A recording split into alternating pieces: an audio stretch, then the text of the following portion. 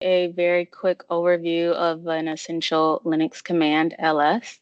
And this command is short for list, and it helps you see the files and directories in your current location. I'm going to start with basic usage. So just type in ls, put enter, and this shows all the names of the files and folders that are currently in the directory. It's a quick way to get an overview of what's in there. But ls is a lot more powerful than this. You can use things called options, and these options help you get more detailed information.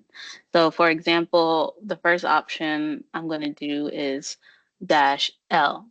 So L stands for the long format, and it gives you a lot more detail. You'll see the column showing who owns the file, its size, last modification date, permissions, and this can be really useful for understanding um, when managing your systems. And the next tag that we can go over is ls-a. And by default, Linux hides certain files, usually files that start with the dot.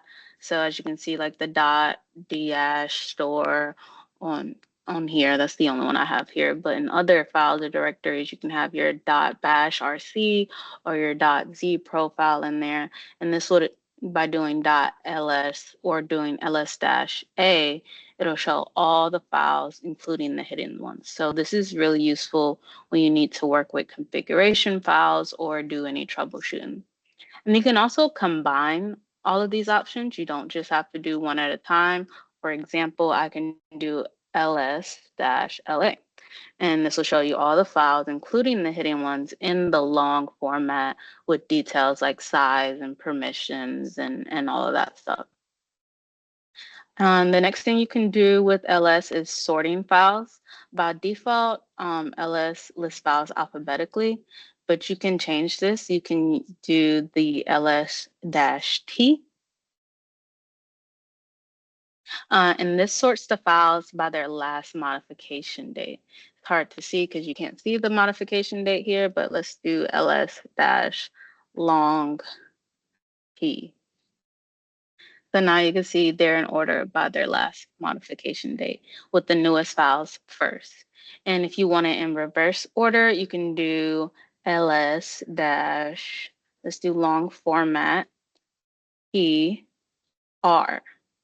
And adding that r option just puts it in reverse order. So it shows the oldest file first. And if you're working with a lot of files, you might want to know their sizes. I know it shows sizes here, but it's not in a very like human readable format. So in order to get it into something we understand, like kilobytes, megabytes, gigabytes, you would do something like ls-lh, and H stands for human readable. And lastly, if you don't just want to see the files in your current directory, but also all the files and folders that are inside those as well, you can do something like this, ls-r, and it will recursively go through every single thing. I'm not going to show that because it's going to do a lot of stuff because I have a lot in this folder, but the capital R stands for recursive, and it includes the contents of all the folders within the directory that you're in. And just a bonus one to help kind of clear all this out, there's also a command called clear that just takes you back to where you started. And that's the basics of ls.